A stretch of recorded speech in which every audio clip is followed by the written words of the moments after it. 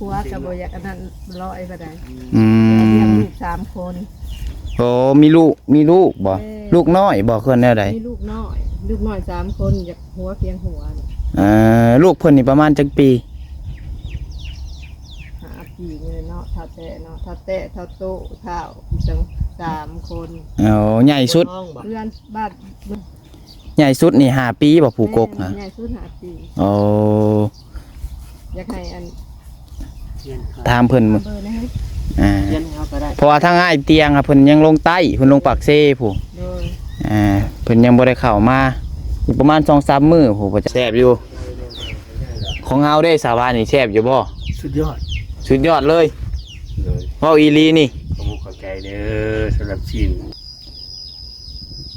บ้านนี้น้องบัดไซลงคลิปไปกับ FC หลายคนเพิ่นสังเกตเบิ่งอ้ายอาจว่า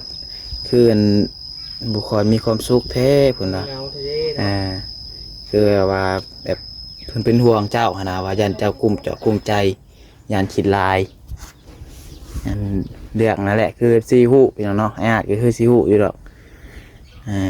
เฮาก็บ่อยากเว้าหยังหลายพี่น้องเนาะเป็นได้สารกุ้มใจอยู่บ่เจ้าก็คิดอยู่บ่ ถ้ามาภูมิใจบอกมันก็ธรรมดาเนี่ย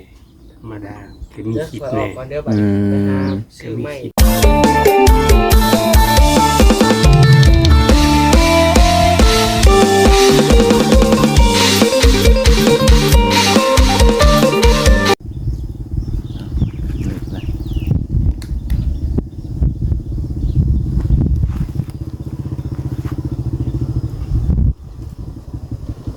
ครับทักทายสบายดี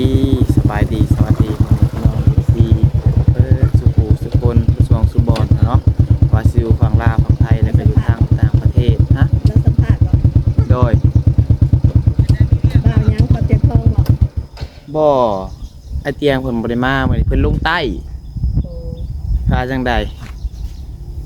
อยากพัวพันเพิ่นอยากให้เพิ่นไปซอยเรือเห็นอะไร ไปซอยเรือ โดย อยู่ไสนอ อยู่เมืองไซภูทอง เมืองไซภูทอง แม่ เป็นอย่าง ทุกข์ยากนี่แหละ ทุกข์ยาก อันพี่น้องบ่ลืม แม่พี่น้องพ่อแม่เขาตายป้าเฮ็ดบ่ได้บ่า แม่น เงื่อนไขบอก เงินขายมีไม่ได้ บ่ครอบครัวเพิ่นน่ะแบบว่าเป็นอยู่จังใดเด้อถ่ายได้บ่นี่บ่ว่าอยาก ให้ ถาม ว่านำกันทานนำกันนะ ครอบครัวก็ทุกข์ยาก แน่ แบบ พี่น้อง เอาพ่อแม่เราตายป้า อยู่ผู้เดียวแล้วบ่เด่น มีเมียแต่ว่าผู้ชายหันบ่อันนั้นบ่ได้ ผัว ผัวก็บ่อยากอันนั้นร้อยบ่ได้ อื เลี้ยง ม ลูก3 คน โอ้มีลูกบ่ลูกน้อยบ่เพิ่นแนวใด มีลูกน้อย3 คนอยากหัวเพียงหัวนี่ ลูกเพิ่นนี่ประมาณจักปี 5 ปีนี่เนาะถ้าแต่เท่าโตเท่าจัง3 คน อ๋อใหญ่สุด เรือนบ้าน ใหญ่สุดนี่5 ปีบ่ผู้กกฮะ ใหญ่สุด5 ปี โอ้ อยากให้อัน เงื่อนไข ครอบครัวทุกข์ยากว่าง่ายกันเนาะ แม่ แต่ว่าพ่อแม่นี่ก็อยู่นํกัน พ่อแม่ตายป้าเบิด โอ้พ่อแม่ตายปะ ตั้งแต่ ลูกหาอยู่นำไปซะลูกฮะ ลูกก็อยู่ พ่อแม่ อ้าวพ่อแม่ตายปะอยู่นำพ่อแม่ พ่อแม่ของพ่อแม่ตายตา พ่อแม่เท่าอันบอลที่ให้ไปช่วยเหลือนั่นตายป้า อ๋อ แล้วว่ามีครอบครัวแล้ว แต่ว่าเราเลี้ยงลูก3 คน โอ้โดยแต่ว่าเราสร้างครอบครัวเนาะสร้างครอบครัวแล้วมีลูก เพื่อนก็มีแต่ว่าเพื่อนก็ยังเท่ไปเลย เป็นอะไรเงินเซเงินไม่ปกติบ่ เพื่อนดินแต่ว่ามันดอกมันเท่เลยไปอยู่เชียงมา อืม เมืองนี่ เมื ก็ องไซคูทอง แต่ว่าอยู่ในบ้านแต่ว่าเราถือครอบครัวทุกอย่าง บ้านหยังล่ะบ้าน มองไข่ บ้านมงไข่ มองไข่เมืองไซคูทอง อ่า เงินไข่เหตุอะไรบ้างเนี่ยให้ไปช่วยเหลือ มันก็บ่มีมันมีแต่ เบิ่งก่อนต้องอันแม่นต้องเบิ่งก่อน ไปเบิ่งมือใดนะมีแต่เอาเบอร์ไว้ บ่นี้เอาเบอร์เพิ่นไว้ก็ได้แล้วจังโทรถามเพิ่น เบอร์นะฮะ เรียนเขาก็ได้ เพราะว่าทางอ้ายเตียงอะเพิ่นยังลงใต้เพิ่นลงปากเซ่ผู้ โดย เพิ่นยังบ่ได้เข้ามาอีกประมาณ 2-3 มื้อผู้บ่จัก เจ้าก็อยู่กับเพิ่นบอก แม่นทีมงานอ้ายเพิ่น แต่ ตะกี้เห็นอยู่เสร็จลาว13เราอยู่บริบทที่โบราณ อืม เดี๋ยวนี้เศร้าเพราะทุกเห็นออกไปถ่ายเบิ่ง ก็เห็นบ่ ในเตียงครับบ่ แม่น บ่แล้วเราก็เฮ็ดปกติหั่นแหละ ตามเราอยู่แล้ว อ่า แต่ว่าช่วงนี้ก็บ่เห็นลาว ไปเลยเบอร์ลาวเด้อจ้ะ อำเภอพระเจ้า แล้วพิมพ์ให้เราเลยก็ได้ว่ามิวเราจะเบิ่งช่องไอเตียงฮะ โอ้ได้ เราบ่บ่เห็น เขียน ติดตามช่องบ่นิวนำแล้วเนาะแอมช่องบ่เตียง โด ก็ ย ได้ โดยเนี่ยได้ก็ได้ อืม บ่นิ้วบ่นี่ โดย ดิเซโนบ่ แม่ โอ้เห็นมากกู มา มื ตุ อ บี้พร้อมกัน บ่เอาเบอร์เพิ่นไว้แล้วกันได้ก็จังโทรหาเพิ่นตามไอเตียง เพิ่นก็มาช่วยเหรอบ่ โดยมาช่วยเห็นนี่แหละ ทีมงานนํกันบ่ แม่น โอ้ ไปเลยเบอร์ก็บอกเบอร์ เปิดให้มาเบอร์เจ้าเองบ่หรือเบอร์ผู้นั้น ได้เบอร์ไหน เบอร์ก็ได้ เอาเบอร์ชื่อเจ้าหาแล้วไว้ฮะ เอาเบอร์สูงเลยเด้หาย เบอร์เฮานี่แหละเขาบ่จ้าบอกมีแต่สิช่วยเหลือเฮาก็โทรไปบอก แม่น ให้เพิ่นไปเบิ่งถ้าว่าเพิ่นพอช่วยได้ก็อยากให้ขอความช่วยเหลือเพราะว่ามันทุกข์ยากแฮง โดย ทุกอย่างพ่อแม่ก็ตายตามีเมียแล้ว แต่ว่า อืม เลี้ยงลูกน้อย3 คน โดยเอาเข้าใจแล้วเข้าใจแล้ว แต่ว่ายูทูบเบอร์พอสวยเลยก็อยากให้ขอความช่วยเหลือ อืมแต่ว่าเฮือนเรามีน้ำมีไฟครบบ่ โอเคเนาะ น้ำกับน้ำสระ เอาเส้นน้ำสร้าง แต่พ่อแม่เฒ่าพ่อเฒ่าแม่เฒ่าตะกี้พุ่นแหละ อืม มันก็เพิ่นน่ะมีลูกผู้เดียว ลูกผู้เดียวแล้วก็แม่ เพื่อนมูลบ่ พ่อแม่ตายป้า โดย มี อ๋อ แม่ ก็ง่ายก็ลูกชายเดียวเนาะ แม่ลูกชายเดียวเราแหละ แต่วันนี้เรามีครอบมีครัว มีครอบมีครัวแต่ว่า อ่า เพิ่นทุกข์ยาก โอ้โดยโอเค ว่าอยู่ในบ้านนั้นเป็นครอบครัวทุกอย่าง อยู่บ้านครอบครัวทุกข์ยากอยาก ถูกกว่าหมู่ในหมู่บ้านเลย ก็สิแม่นเพิ่นจะ เอ่ อครอบครัวทุกข์ยาก โดย เงื่อนไขของเมืองอันบ่มีครอบครัวทุกอย่างบุคคลทุกว่า อื เพ ม ราะว่าเป็นเมืองที่อันนั้นแล้ว คนทุกข์แล้ว แต่ว่าเป็นอะไรกะ โดย โทรหาเด้อ โอเคเดี๋ยวเราโทรหาอะไรกัน แม่นแต่ว่า03098 23 230 เอาเบอร์เจ้านะให้เบอร์ความเห็ดดับ มาเบอร์ไผก็ได้มาเขียนเงิน เบานิ้วเนาะอันนี้ โดย ช่อง สิ เบา พิมพ์ นิ้ ให้ ว ช่องบ่เตียงมา 2231 เดี๋ยวเราให้เพิ่นเอาเบอร์ก่อนเดี๋ยวเนาะกำลังเปิดชิปพี่น้องกินนี่เนาะเมื่อนี้ก็มีอีกหนึ่งครอบครัวอยู่พี่น้องเนาะเพิ่นโทรมาขอความช่วยเหลือเมื่อวานนี่พี่น้องเนาะเพิ่นโทรมาหาทางน้องพัดไซวานนี่เนาะพอดีทางน้องพัดไซก็กำลังเข้ามาทางไอ้อาจนี่แหละพี่น้องไอ้วานนี่ก็แต่ว่าเคสนี้ก็เพิ่นอาศัยชาวที่เพิ่นอยู่พุ่นน่ะพี่น้องเนาะอยู่นี่แหละพี่น้องบ่อยู่ไกลบันไดแถวบ้าน ช่องเบอร์ สนามไซบ้านเก่งเฮ็ดนี่นะพี่น้องเนาะแถวเพื่อนน้องปัดไซแหละพี่น้องเอ้ยเนาะกะสิจังหวะสิพากันไปเบิ่งกับบ่าวนิวอยู่พี่น้องเนาะเพิ่นโทรมาว่าจะให้ไปช่วยเหลือแหน่ว่าที่อยู่ก็บ่มีเพิ่นว่าเนาะครอบครัวก็มีลูกน้อยหั่นแหละพี่น้องเอ้ยทุกข์ยากว่าง่ายๆกันเนาะแต่น้องปัดไซก็ต้องไปเบิ่งตามตัวจริงพี่น้องเนาะคันว่าเฮาพอช่วยได้ก็ซอยพี่น้องเนาะก็ถ้าไปเบิ่งนำการพี่น้องเนาะจังใดก็ฝากไว้พี่น้องนั่นแหละพี่น้องเป็นกำลังใจให้เด้อเลยแล้วก็ติดตามเบิ่งเป็นนำกันเนาะบางทีมีผู้รักผู้ใหญ่อยากซอยเรือพี่น้องเนาะ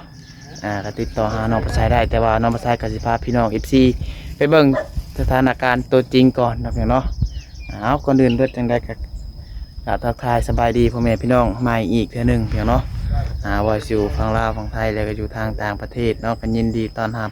เข้าสู่ช่อง YouTube น้องพัดไซChannel อีกคือเก่านะครับเนาะเอาเข้ามามื้อนี้ก็มาเยี่ยมยามทางไอ้อาเพิ่นคือเก่าพี่น้องเนาะ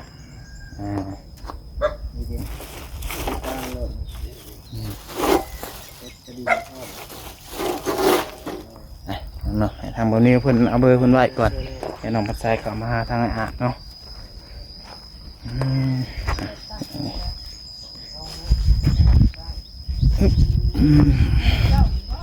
ได้เงียบเงาแทบมือนี่เนาะ ไปดีเด้อน้องไปเด้อ เลยสบายดีเนี่ยอึ๊บ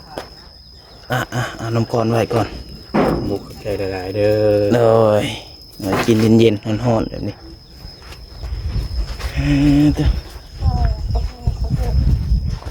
แม่มือนี่ส่วนแล้วบ่ดิน ส่วนแล้ว พักผ่อนบ่คือว่ามันเต็มเบิดเลยเต็มเบิดแล้ว ก็ใส่หมองออกน้ำนี่ โอ้มีบอลที่ใส่แล้วเนาะ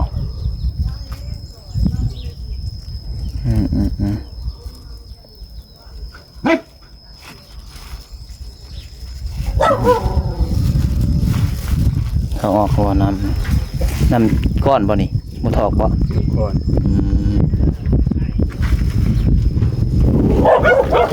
เซ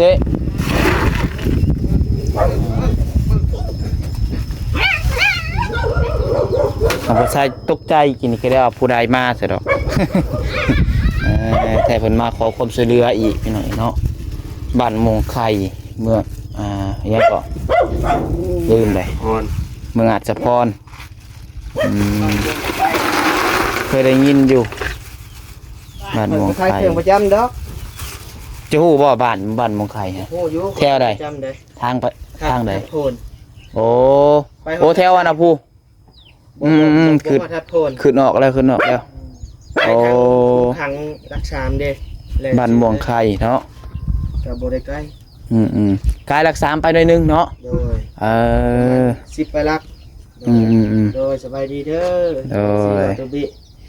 ก็ได้ว่าเพิ่นมายังเสียดอกขอยตกใจกินนี่มาจอดมาจอดทางหลังมันยังเด้ แม่นบ่ดิ กำลังว่าสิถิ่มกล้องเลยแล้วกิน โดย มาจะโดนแล้วบ่ โดยมาได้โทรหาเจ้าพู่นแหละ โอ้มื้อนี้น้องบ่ใส่ตื่นสวยแน่พี่น้องเอ้ยสิตื่นแล้วแต่ 7:00 นพุ่นมื้อตาบ่อยากขึ้น ตื่นขึ้นมาจับโทรศัพท์มาเบิ่งโทรทัศน์อันเบิ่น 7:00 น 6:30 นตื่นขึ้นมาเลื่อนเบิ่งโทรศัพท์หน่อยหนึงผลลัพธ์ต่อพอดีอัน 8:00 นปลุกบัดนี้ มงปุ๊บคือกันเอาไง เพราะว่ามื้อนี้นัดกันเพิ่นเนาะว่าสิชวนกันนั่นเฮ็ดใหม่ ไปแม่นไปเบิ่งเฮ็ดใหม่เพิ่นโทรมาหาข่อยว่านี่ เหลือ แม่นข่อยกำลังเข้ามาเฮือนในอาดนี่แหละว่านี่โทรเข้ามาว่าขอความช่วยเหลือนำลูกแม่ว่านํทีมงานแน่ว่าแม่นี่ทุกข์ยากเพิ่นก็ว่าทุกข์ยากบ่มีบ่อนอยู่บ่อนเซาไปเซา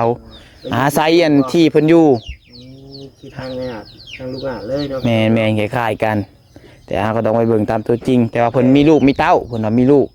จักคน3บ่คือหานี่แหละนี่ไปเฮาไปถ่ายเบิ่งก่อน แม่น เป็นจังได๋ เบิ่งตัวจริง จังให้เขาให้เพิ่นเขาไปช่วย โดยจึงได้กันมานั่งคุยกันไม่อาจก่อนจังหน่อยจังไปพี่น้องเอ้ยเขามาลิ้นน้ำเพิ่นก่อนรอบเช้านี่โดย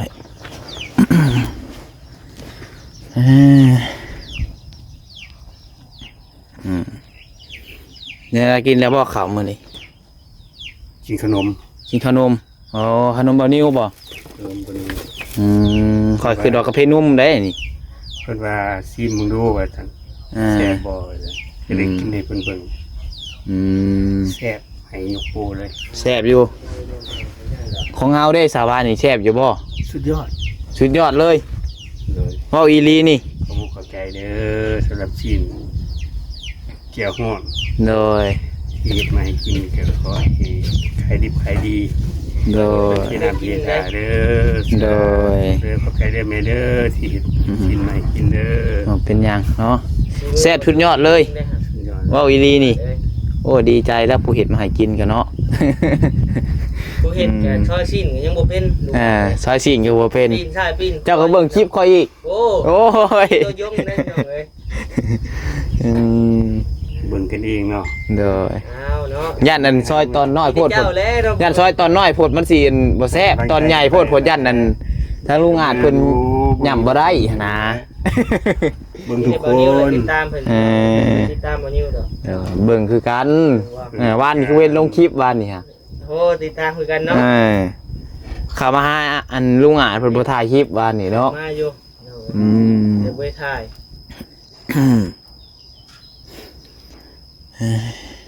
เมื่อนี้มีคนเข้ามาหาอะไรแล้วบ่ บ่มีบ่เสียงบ่นิวแล้วก็เบาไทยนะ บ่เสียงเข้ามาแต่โดนเลย เข้ามาที่เช้าพุ่น โอ้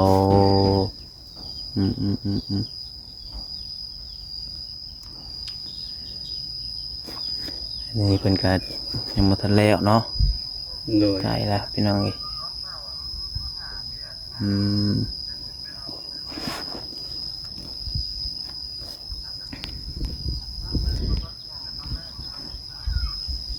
โดยจะเป็นอย่างไม่ได้ก่อนจะโทรหาก็ได้ มื้อเช้านี้ได้ยังก็กินข้าวเช้า จะได้ลบ เอ้ยเพิ่นไปขุดมันคือกี่บ่ ไม่ทัน คนแม่งจิตจี้ โดย อืม ก็สิเป็นได้อันนั้นล่ะ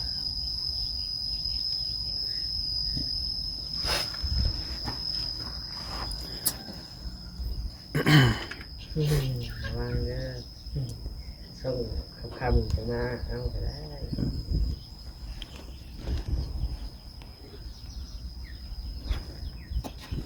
มันจากบดอยู่ช่วงนี้เนาะ โดย บ่อยากแดดปานใดพี่น้องเอ้ย มีแต่ท่านเจ้าเอา เพิ่นมากนั่นเฉลียวดอกหมากน่ะบ่ยากดอกหมากนี่สิเนาะ โดย เฮ็ดนั่นแหละพี่น้องคันเฮ็ดนี้คือว่ายากอยู่เฮ็ด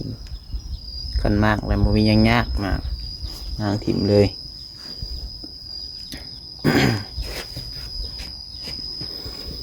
อืมวันนี้น้องปัดไซลงคลิปไปกับ FC หลายคนเพิ่นสังเกตเบิ่งอ้ายอาจว่าคืออันบุคคลมีความสุขแท้เพิ่นว่า เงาเท่ คือว่าแบบเพิ่นเป็นห่วงเจ้าหั่นน่ะว่ายันเจ้ากลุ้มเจาะกลุ้มใจยันคิดลายอันเรื่องนั่นแหละคือซีฮู้พี่น้องเนาะอ้ายอาจก็คือซีฮู้อยู่ดอกเฮาก็บ่อยากเว้าหยังหลายพี่น้องเนาะคือเรื่องมันก็เป็นแล้วเกิดแล้วเนาะอ้ายอาจ โดย เป็นได้สารกลุ้มใจอยู่บ่ใช่เจ้าก็คิดอยู่บ่ ถ้ามาภูมิใจบ่มันก็ธรรมดานี่ธรรมดาคือมี เด้อ คิด คอยอ แน่ อกก่อนเด้อบัดไปหาซื้อไม่จะต้องก่อน โดยเ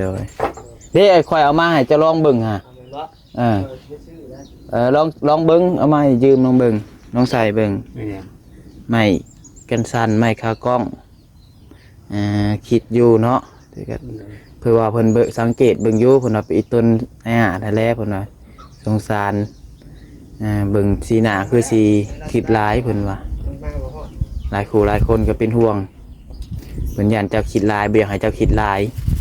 เจ้าก็เข้าไปเบิ่งบ่ในคอมเมนต์ก็เข้าไปอ่านบ่ เขา อืมเข้าไปอ่านก็บ่ต้องอัน อ่านดู เฮาก็บ่อันใดบ่ดีก็บ่ต้องเก็บมาใส่ใจดอก อันนี้อยากบอกลุงอาซื่อๆพี่น้องเนาะบอกแนะนำเพิ่น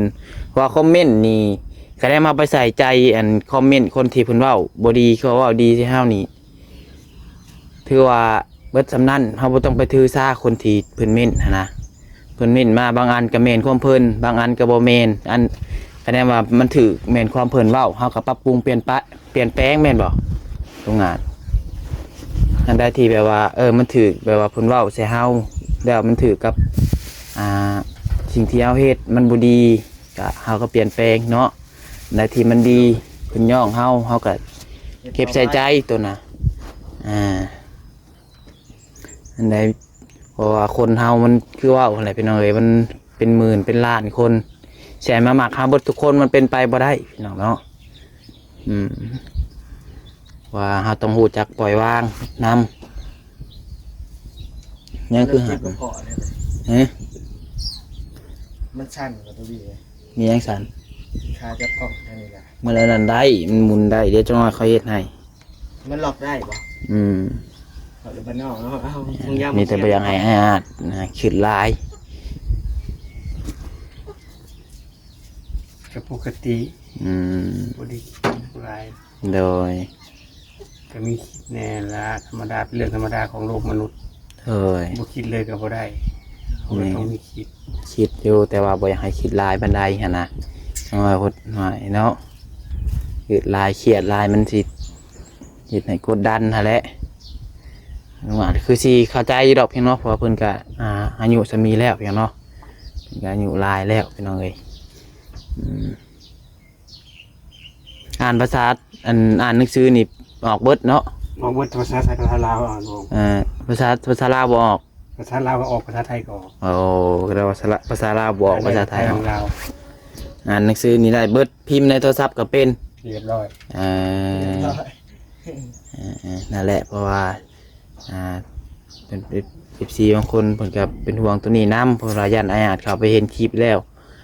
เห็นเขาบอกคอมเมนต์เข้าไปอ่านแล้วยันจะขึ้นไลน์เพิ่นว่า ว่าเพิ่นเบิ่งสังเกตเบิ่งได้ผู้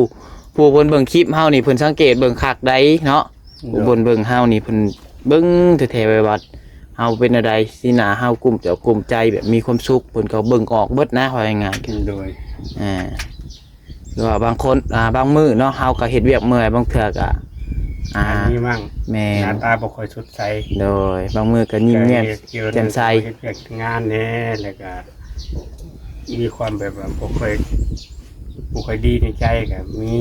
โดย ก็มันก็แสดงออกมาทางสีหน้าคนเฮามันก็คิดประกันบ่อยู่ดอก แม่น ออกก่อนเด้อ โอเค หากินข้าวก่อน ออกไปพร้อมกันเป็นยังข่อยก็สิออกแล้วนี่ออกไปห้านผู้ออกไปห้านเถอะเลย เจ้าก็ยังบ่กินบ่ แม่นออกไปกินอยู่ห้านผู้ก็ได้ ออกไปพร้อมกัน กินข้าวแล้วก็ไปทางหน้าต่อเลยแหละพี่น้องเนาะไปเรื่อยๆมื้อนี้พาเบานิวลุยก่อนพาเราลุยก่อนบัดนี้เราอาจจะเป็นยูทูบเบอร์เต็มโต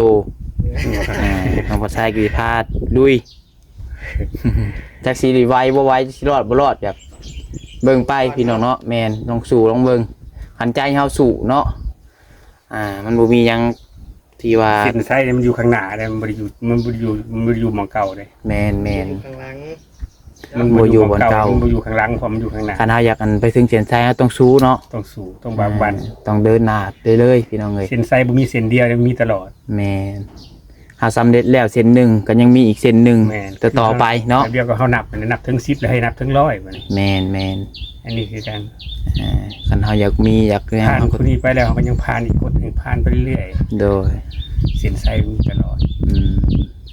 ถูกต้อง ฉะนั้นเลยถึงว่าเอาความสูงความบานาบาปันอดทน โดย มาเป็นแรงผลักดันให้เอาก้าวเดินต่อไป โดย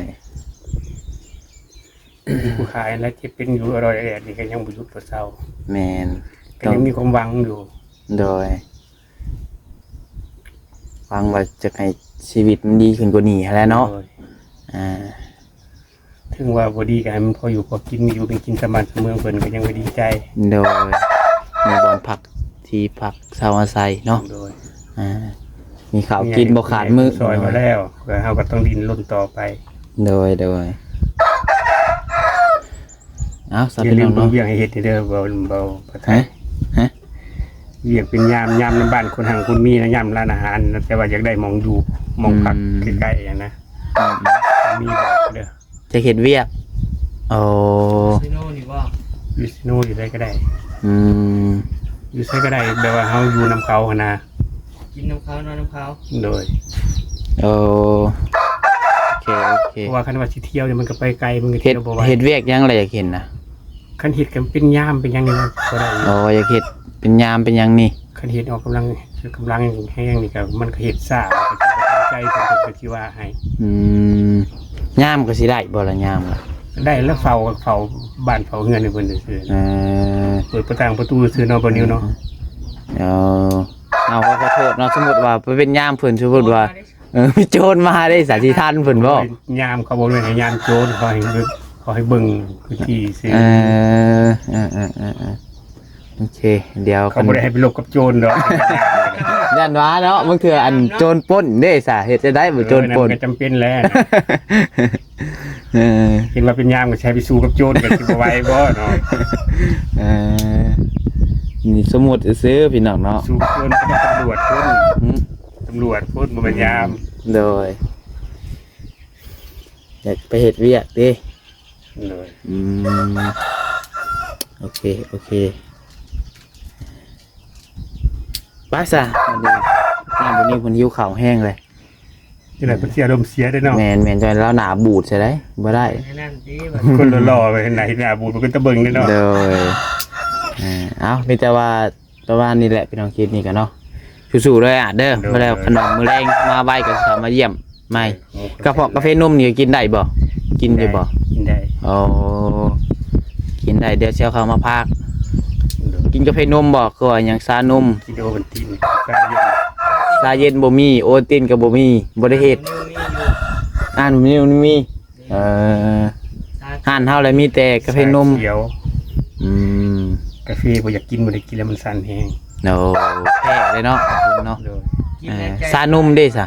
คันซานมนี่เด้ ใส่นมกินได้อยู่ โอเคซานมแต่เลี้ยงอะสิเนาะ โดย คันกระเพาะอะไรกินบ่ได้ โดย โอ้กำนำอัดลมนี่ FC หลายคนมันก็บอกแนะนำมาอยู่ว่าบ่อยากให้กินหลายเพิ่นว่าอันบ่อยากให้ฮะ อิ่มบ่ บ่อิ่มก็แม่น แต่ก็ญาตินั้นเบาหวานความดันหั่นแหละ อ๋อ เพราะว่าทางกันลุงอาจกับทางแม่ป้าเพิ่นนี่ก็อยู่หลายแล้วนะเพิ่นเอาไปให้กินหลายเพิ่นเป็นห่วง โดย ผม เนาะ ขอบใจหลายเด้อที่มาบอกมาเตือน โดยเห็นบ่น้องปัสไซจังบ่คอยซื้อเข้ามาพี่น้องเนาะซื้อเอาอันอื่นเอาอันที่มันบ่เป็นนั่นด้วยน้ำมันล้มว่าง่ายๆกันเนาะกินก็กินได้อยู่แบบโดนๆเทื่อนึงอะนะบ่ให้กินทุกมื้อมันสิแพ้เอาสาบันนี้กลับก็เด้องานเด้อฮะจะพาเลยไปซะไปจะให้เราหายเลยเนาะสบายดีเด้อโรงงาน ส เด้ บายดี อ เด้อ เลยไปพี่น้องเนาะ ว้าวก้อย เราบอกเบานิ้วจับผ้าเลยบ่ได้ได้แบบนี้เนาะโอเคจ้าพี่น้องเนาะคลิปนี้ก็เข้ามาหยิบมายามทางลุงอ่านเพื่อนนึงของเนาะก็เข้ามาตามมาบอกเพื่อนให้เนาะหลายคนก็เป็นห่วงยันเพื่อนภูมิใจนั่นนี่พี่น้องเนาะเอาพี่น้องสำหรับคลิปนี้ก็เสียดายขอลาไปก่อนเนาะพี่น้องติดตามคลิปต่อไปเนาะว่าน้องพัดไซสิไปทางใดต่อพี่น้องเนาะสำหรับคลิปนี้ขอลาไปก่อนแล้วขอบคุณFC ทุกคนที่เข้ามารับชมที่พลาดประการใดก็ต้องขอโทษขออภัยในเวลาเด้อเพียงเด้อขอกล่าวคำว่าสบายดี